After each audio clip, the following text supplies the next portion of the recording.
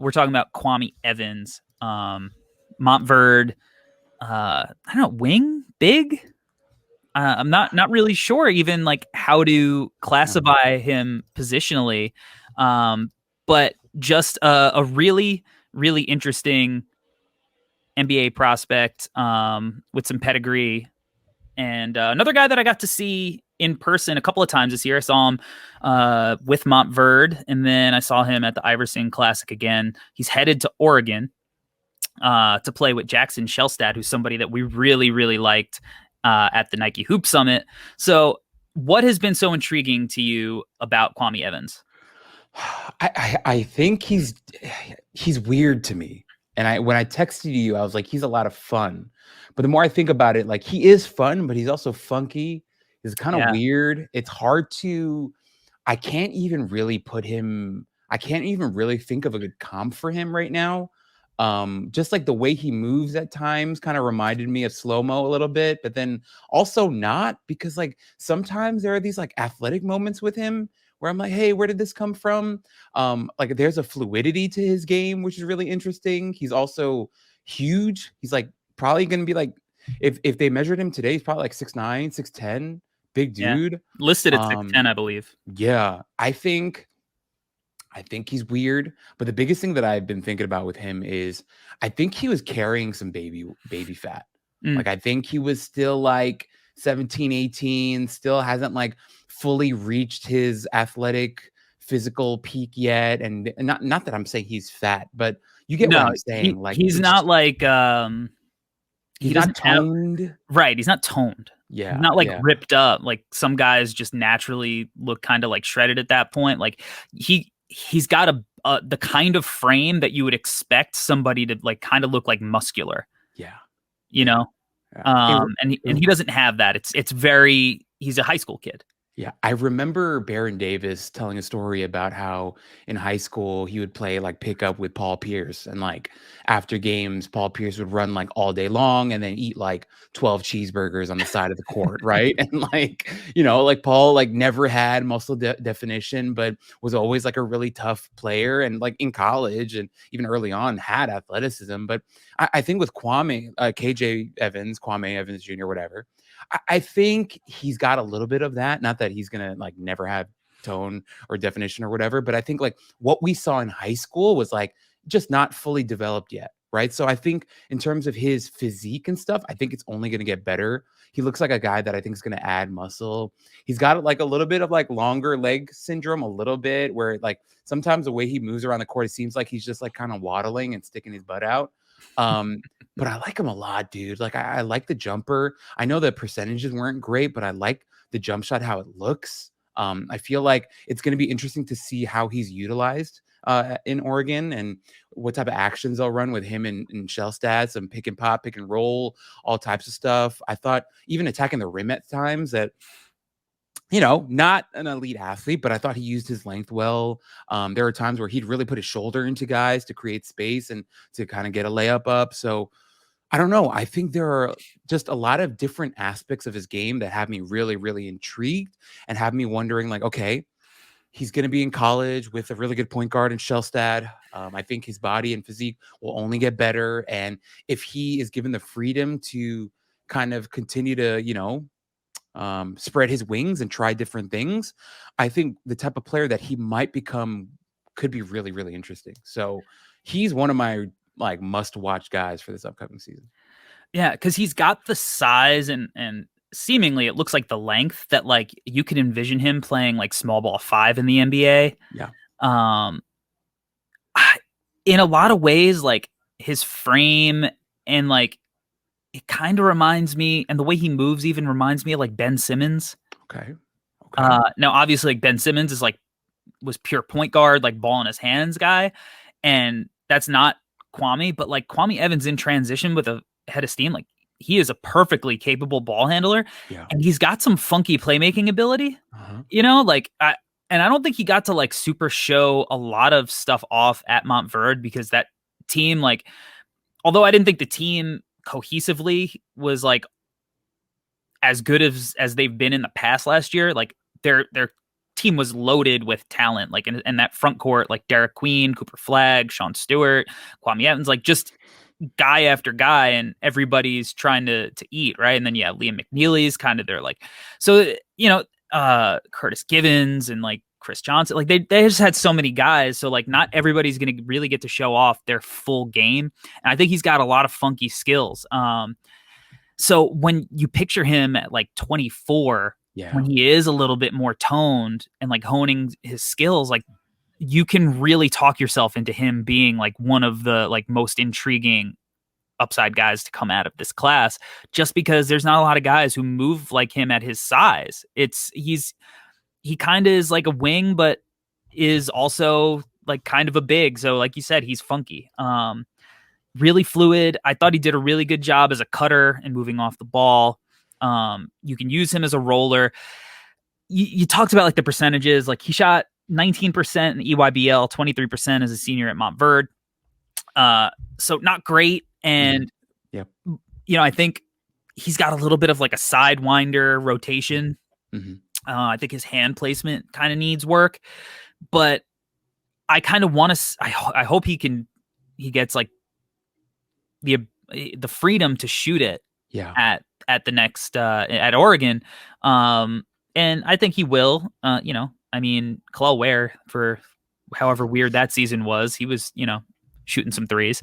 So I think Kwame Evans will be allowed to shoot it. I hope he does it confidently. Like there would be times like last year and in the EYBL circuit where he would like dribble the ball up the court and like shoot like an above the break three. Not always to the best results, usually not to good ones. I just read the percentages off. But like I'm still not ready to give up on him being at least a adequate enough shooter that like it could be a part of his game. But he's just a really versatile guy. One of the things that I kind of liked and hated when I saw him live is he's got this like mid post turnaround jumper that he loves to go to.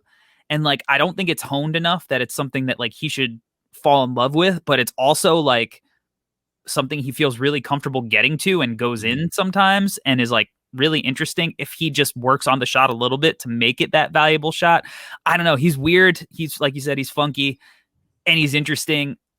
He's in my lottery for sure. I think I have him at like 10 or 11 right now. Cause I also think he offers a lot of defensive versatility. Like, again, I wish I had the clips to show, because I clipped this one possession on Elliot Cadeau where he was literally shadowing him for the entire possession. And then when Cadeau got the ball at the top of the key, like 20 seconds later, he forced him into a really tough shot over his length. And we broke down Cadeau last week, like really quick, twitchy, fast point guard. And like Kwame Evans is able to move with him. And then he's got some weak side rim protector stuff where you could see him potentially playing big a little bit. Like, he's just really versatile. So he's a fun prospect. Corey, I think like absolute 1% outcome, everything goes well. He could be now I'm getting dangerous. He could be like a Lamar Odom type is where my brain is going. Like I really do feel like it's there because Odom was a guy that, which is why like I hesitate saying Odom, because Odom was such a nasty ball handler for his size. But like also Odom was never like a lights out shooter, right? A guy with his size, length, and like he just brought so many different tools to the table, which is what made him so interesting. And he had the career that he had.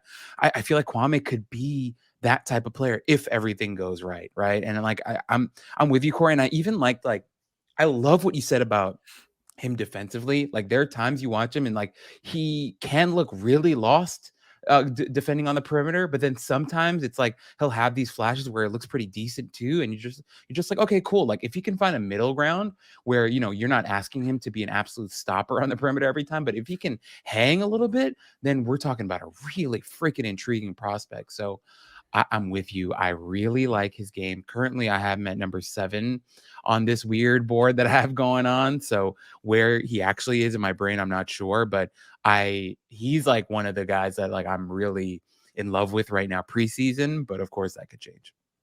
I love the Lamar Odom comp because I see it like in transition, especially. I see it. I really like his playmaking. Really, really intriguing. And it's like, he had this one one pass at the top of the key. I think he threw it with his offhand, his right hand, and it was just an absolute dime to the rim from the top of the key. And it was just, I was just like, oh, okay. Like that was something. And then he's got this, like, he reads defenders when they, when he posts and they send doubles. And I just don't think, like, he had a little bit more freedom to play kind of like more wingy than big in like the EYBL.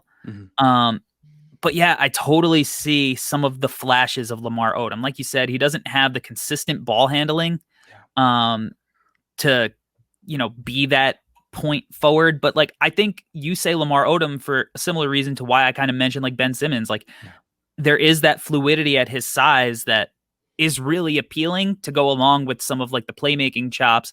And that's Lamar Odom. So, he's got to improve as a shooter. Like this is a guy who needs to shoot like 34% from three. Yes. And that's like, he's a far way from that right now. Like, because even his free throw shooting, I think he was like 50 something percent at Montverde. I think he was 70% at the EYBL. Maybe those numbers are reversed.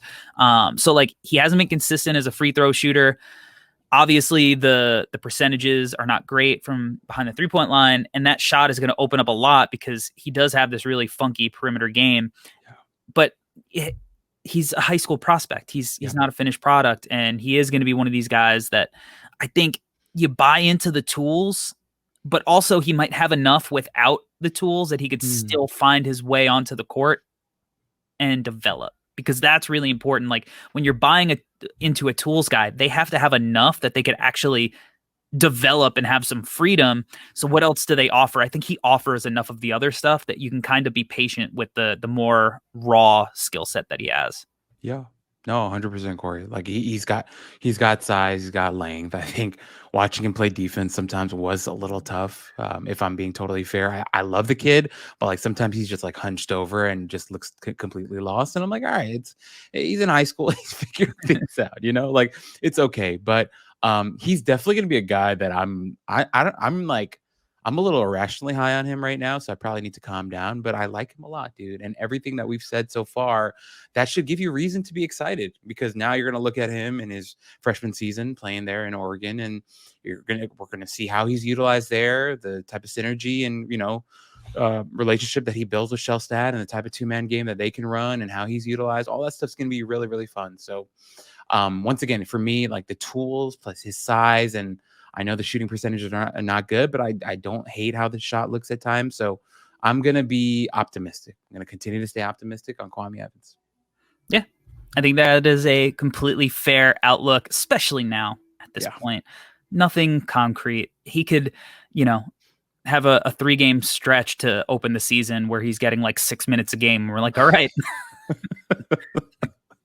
It might be early, but it also might be a wrap on, like you don't know. These are, like we said, they're just chucking darts at a board right now. And, but Kwame, high pedigree guy, all-star, the whole high school all-star circuit for him, like Montverde, high pedigree. This is a good bet to take, a good swing, on upside here for Kwame Evans. Again, in a weird class that does not have any definitive, that is a dudes.